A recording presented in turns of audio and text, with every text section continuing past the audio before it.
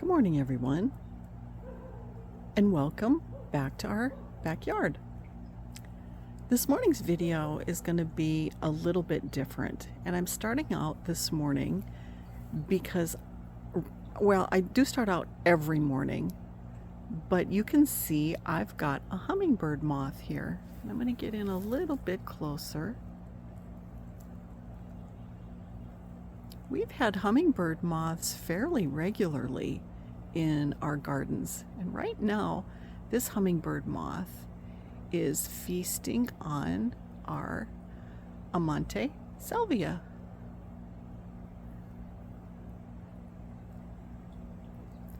So this morning's video is going to be a typical morning for me, and typically what I do is I come out and I inspect the garden before I really do anything. And in this morning's inspection, I saw a hummingbird moth, so I wanted to share that with you. But today is supposed to be pretty tough again, and this has been pretty consistent with the weather down here.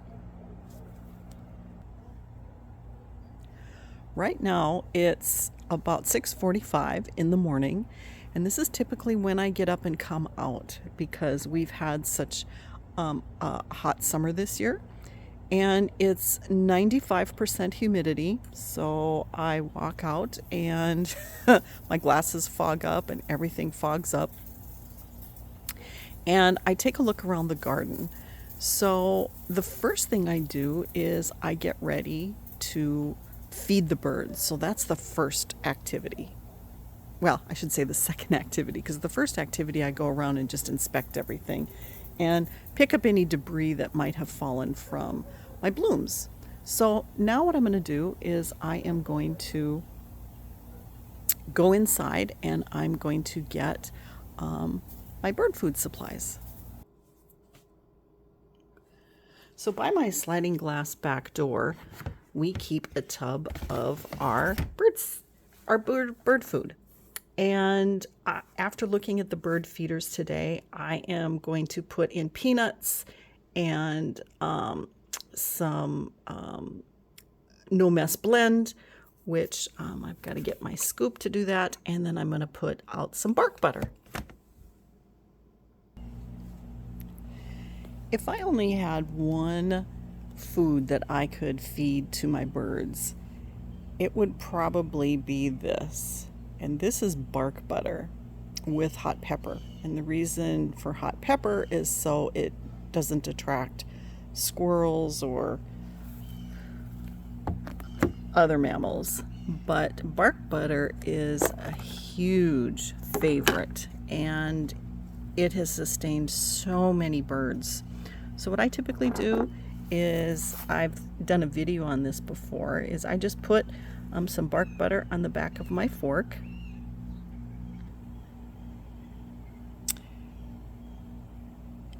Oops. So it's on the back of my fork.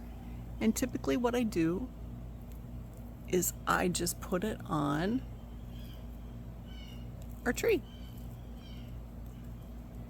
And the birds come and love this and eat this the whole day long on my tree. So after I get the bark butter on the tree, then I go around and I inspect my bird feeders. And I've got, got 3 different stations. And I've gone through and inspected them. And I do need to add some seed to this one here. So what I do is I take my scoop and then I will just fill it with how much ever seed I need. And in this case, got the peanuts. I am going to put some peanuts up here. This is the one that I wanted. The No Mess Blend Plus. It's got a lot of different types of seed in it that the birds really like. And so what I'm going to do is put that into my cup. and then put it into the bird feeder. So I take my scoop and then I just get onto my step stool and put it into my platform feeder.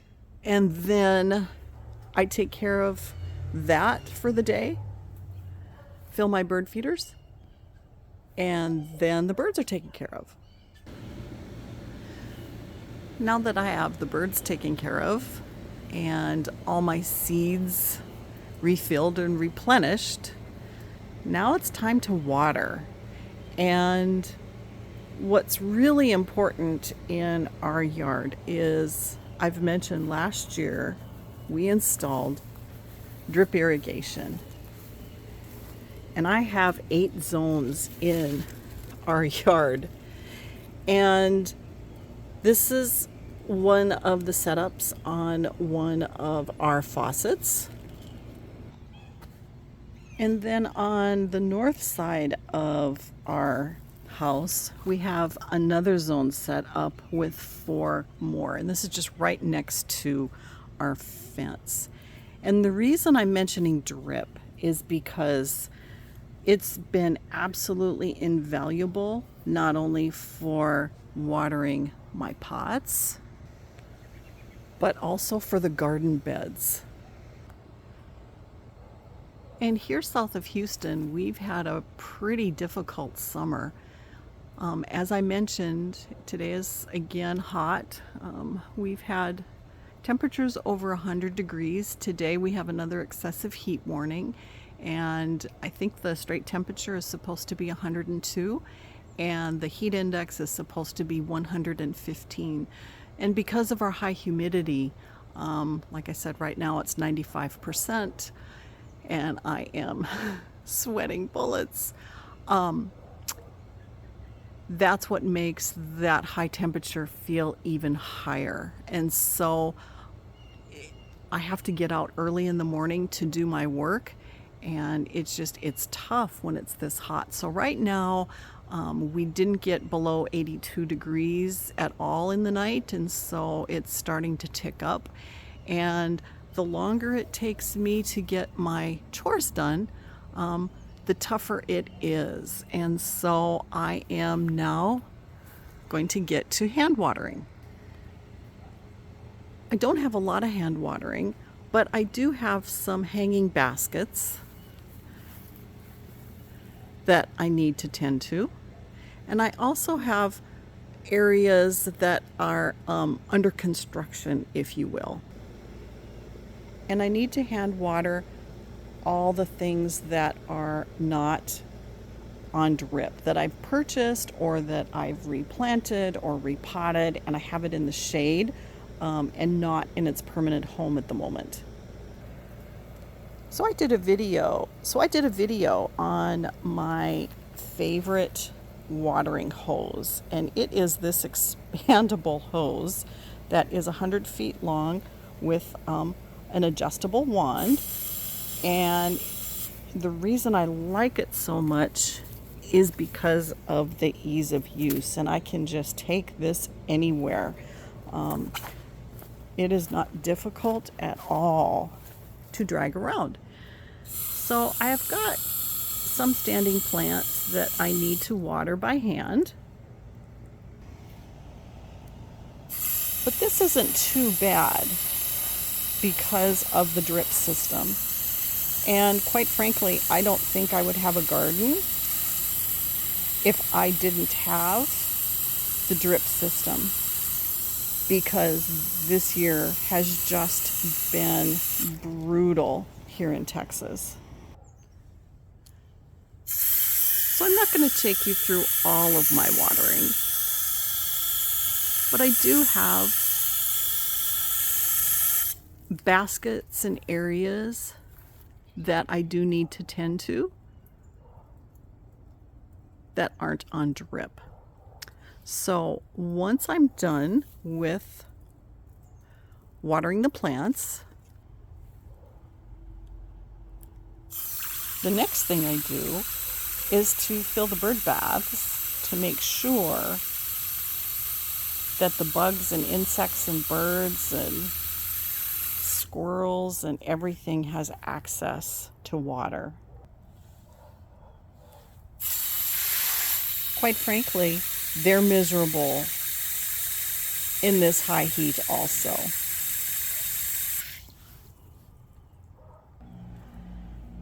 And then on my bird feeder, I do have an ant moat that I fill because the birds love to drink from the ant moat on this wire branch.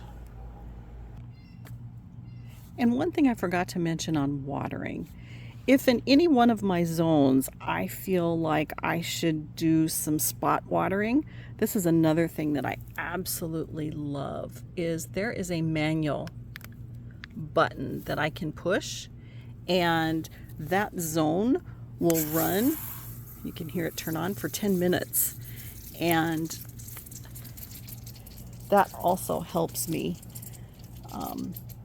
in my watering ventures as I take a look at the heat and the sun and what everything is done. And if one of my beds looks like it needs more water, and I poke my soil tester in and shows, yeah, it needs more water, I can also spot check and water as I'm watering in the morning. Certainly I can change the timers if I feel like they need it, but I really like having this option to be able to spot water where needed.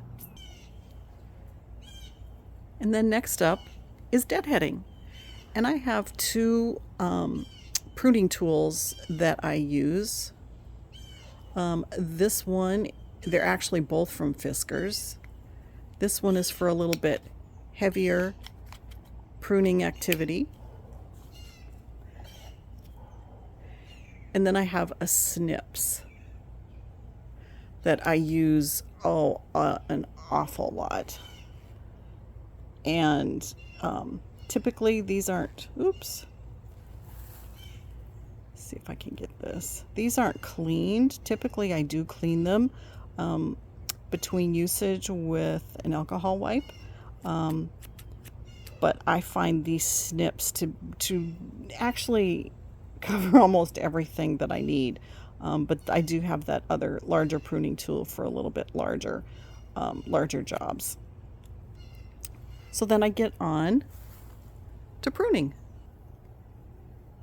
And more accurately, I should say it's deadheading, because right now I have certain flowers in the garden that need deadheading, and one in particular is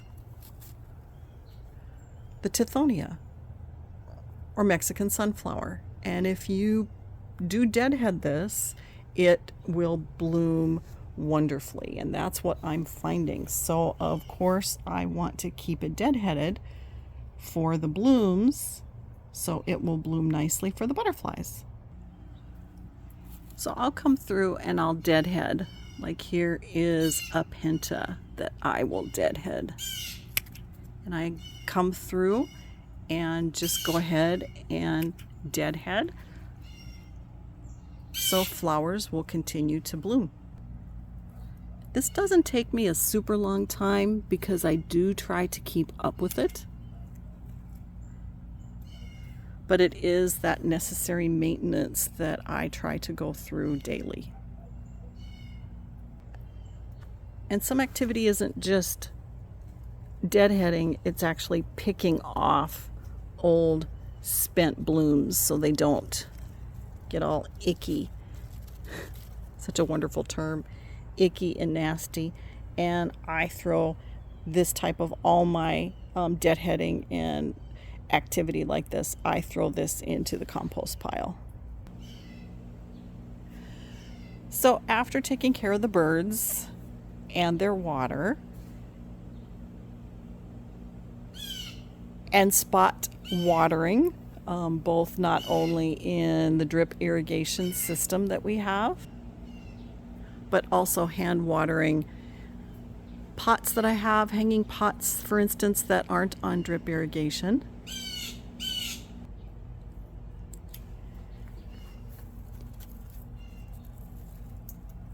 and then deadheading. That pretty much takes up the good part of the early morning to where I can tolerate the heat. And tolerate is probably the best term because our heat and humidity is pretty difficult. I'm usually heavily sweating by now, and makes it really difficult to continue when you are not feeling the greatest. So that's another reason why I try to get out really early and get my work done. And I'm going to finish here where I started, or close to where I started. These are my mounding lantana bushes, and they're just beautiful. Lantana is a plant that has been just doing pretty darn well under these tough conditions. But as I back up here, these are in full sun all day, and they're in the blazing afternoon sun. And what's interesting about this lantana is even though they're drought tolerant and great for heat, this plant will even curl its leaves in this really, really difficult summer and heat and sun that we are having. But I wanted to share with you what was a typical morning for me, and that is pretty typical what you see, what I've done. And I will do this every single day, except the days that I tape. Then what I do is I'll get up earlier sometimes. I'm going to share with you. Oh, I had a robin. The reason I moved, I had a robin come down. The robins and the birds also know when the water has our irrigation system, drip irrigation, is watered, because then they come down in the beds and look for bugs and worms and usually have a feast. But as I was saying, on the days that I tape, then, I'm up early. I'm making sure I'm out taping before the sun comes out. And when I say comes out, it comes out over to where it is then bright, because the colors and the saturation is just so nice in the morning.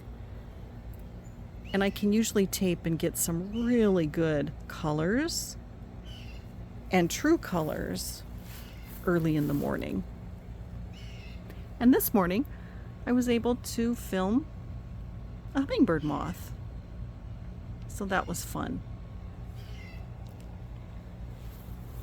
Well, I thank you for joining me on a typical day in the garden in our backyard. I hope wherever you are, you're staying cool. If you're in this blazing heat, I hope you're enjoying your gardens in August. And I hope you have a wonderful day today. I hope to see you again.